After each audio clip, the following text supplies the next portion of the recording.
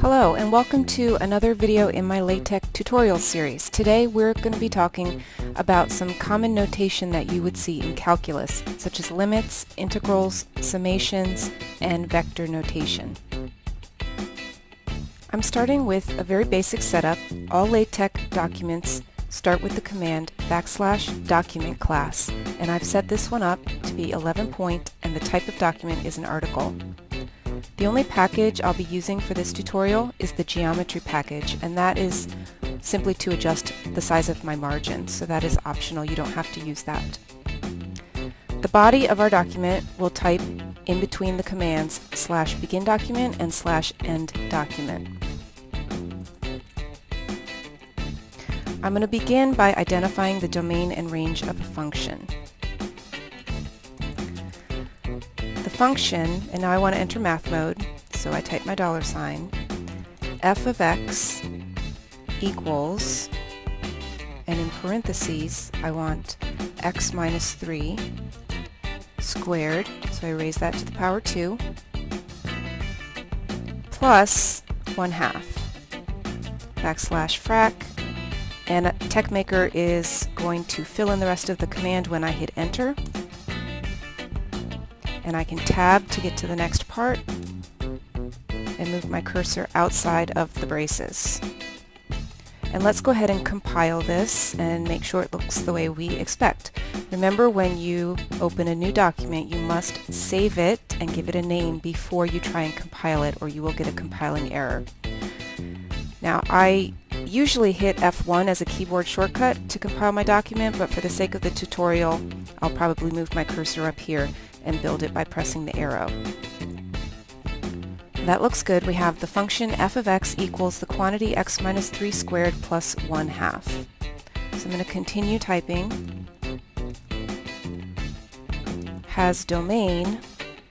And now to describe the domain, I want to name it with capital D, and I'm going to go into math mode. I want a subscript of f, because it's the domain of function f, colon, and the domain for this function is all real numbers. Now, we do have the option of using the symbol for all real numbers, but I'm going to use interval notation. So our domain goes from, it's an open interval, so parentheses, -infinity. Negative, we're just typing the minus key on the calculator. For the infinity, it's \infty. That's -infinity, comma, and now I want positive infinity, or just infinity, so \infty. Close my parentheses, and let's end math mode and compile that, see what it looks like.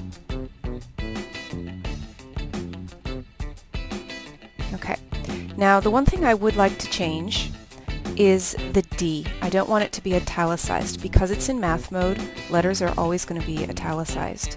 But I can make that not in italics if I come back to my code and I basically wrap it with the tag mathrm. So move your cursor in front of the D, \mathrm, and then the curly brackets around the D. Now when we compile it, our D should not be italicized.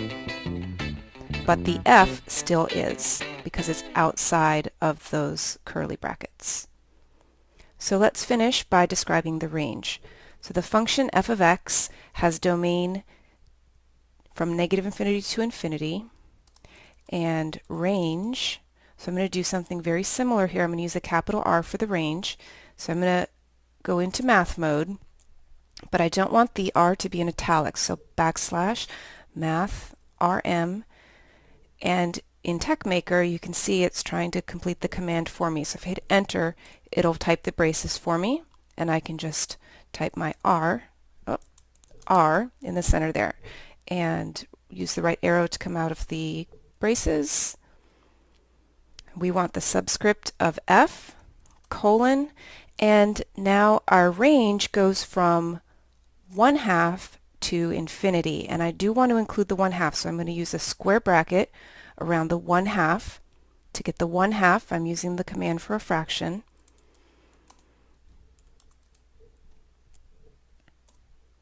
comma, infinity. So backslash infty, open parentheses, close math mode. Now let's typeset that, and I have a feeling I'm not going to be happy with the way it looks. Let's try.